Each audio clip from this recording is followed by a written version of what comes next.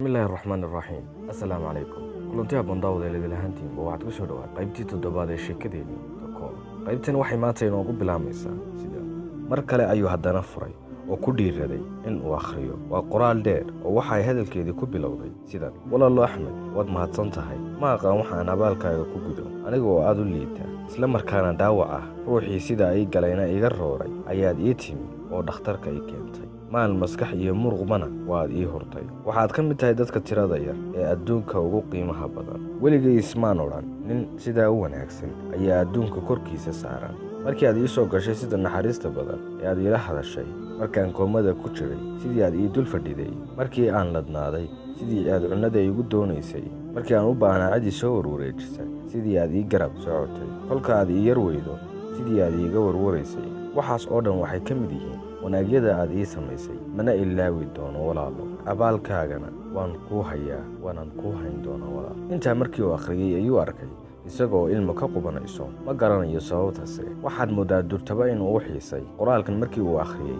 waxa uu aaminay in aanay dib ugu soo laabanayn haddeer waxaa ku dhacay shaqola'aan iyo jacaylla'aan muu rajo dhigin oo waxa uu qabaa inuu heli doono dhowaan insha allah waan heli doonaa ayuu leeyahay halkaa marka ay wax marayaan ayuu arkay qoraal kale oo bogga dambe ee warqadda ku yaalla waxa uu garowsaday in aanu akhriyin weli in uu akhriyo ayuu isku dayey waxaanu ku bilaabmay sidan waan ogahay qoraalka bogga hore markaad akhrido inaad is odhan doonto way kaa fogaatay si anugu kaamaan fogaan walaalo maalinkii aad cusbatalka ii geysay waxba maan kala garanayn laakiin markii aan soo naaxayba mid ka mid a hablihii cusbatalka ka howlgelayay ayaa ii sheegtay in wiili soo qaaday oo halkani keenay waxaana igu tidhi walaalo nin dheer oo midabkiisu casaan yahay sooniyo dhuxula leh iyo sandheer ayaa ku soo qaaday oo dhakhtarka ku keenay aniga ayaa weydiiyey cidda meeshay keentay waxa aan ku idhi ma kii ijiirayba deetan waxa ay igu tidhi maya maaha walaalo kaas ee waa nin aad u qurux badan kor ayaan u idhi haa gartay ayaana waxay mooday in aad saygaygii tahay waxaana igu tidhi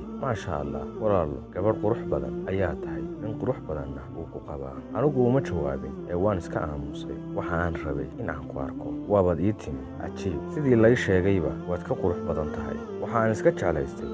jeclaystay in aan maalmo iska kaasii daawado oo iskala kaasii joogo sidaasaan kuu idhi waxba ma xusuusto walaalo markii dambe dhakhtarka ayaa ii sheegay in aanan wax badan qabin oo aan iska socon karo anna waxaan ku adkaystay inaan halkan iska sii joogo isna waa iga aqbalay kadib waxaan arkay adigoo dhakhtarka u sheegaya in aadan qarash badan haysan lacagta habeenkii lagugu xidhayna aadan hayn waxaan ka xishooday adigoo waxaas oo wanaaga ii galay in aan ku sii dhiibo waxa aan go'aansaday in aan cusbatalka ka baxo oo iska tago inta aan fakarayay ayaan arkay adiga oo dhankaygii u soo socda xagga qolka aad ayaan is idhi waxaanan arkay adigoo dhankii waddada qaadaya anna waxaan rabay inaan qolka kaaga horreeyo oo dhanka xamaamka ayaan ka wareegay qolkiina sidaasaan ku soo galay naxdin weyna adiga ayaa iiga soo horreeyey markii aad weydiisayna waxa aan kuu sheegay in aanay waxba dhicin oo aan iska soo cararay ha murugoone qoro nambarka warqadda ku yaalla oo halkaa igala soo hadal walaalo cashadii aad ii sidayna waxaad siisaa gabadha qolka tobnaad joogta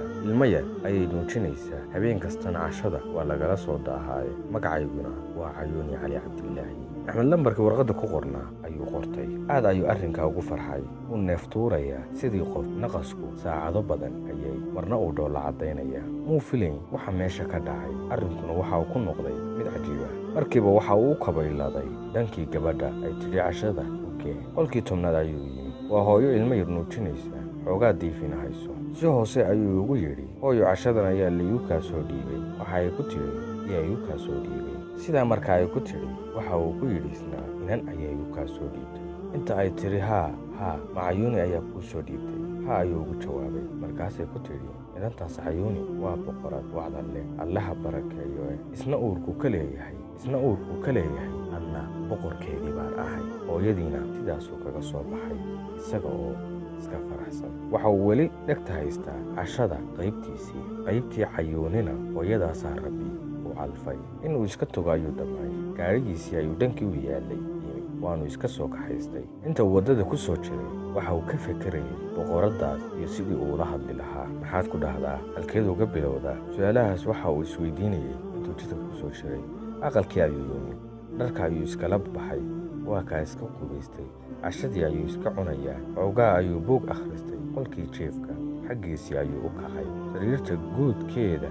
ayuu ku fikirayaa. wuxuu aad isu weydiinayaa boqoraddii muuqa qurxoon rabbi ku ladhay. kolba waxa uu iska xasuusanayaa jamaalkeedii. uurka ayuu alle ka mahadinayaa. waxa uu iska soo dhacdiidsaday sariirtiisii. hugun badanna maskaxdiisuu ka dhex yeedhayaa. ugu dambayntiina hurdada ayaa ku soo dhacday. waa kaa indhihii iska shaday. hadda uunbay caddaatay inuu hurdo. quuradiisa cid walba way maqlaysaa. intaasi kadib maxaa dhacay? haddaba la soco daawade qaybta inoo xigta qaybteena. sheekadanna bahda dhigaal ayaa qoriddeeda u qalab qaatay, iyagana inala wadaagay. intaan lamida ku kulmi doono waxaan idinkaga tegaynaa sidaas iyo nabadgelyo.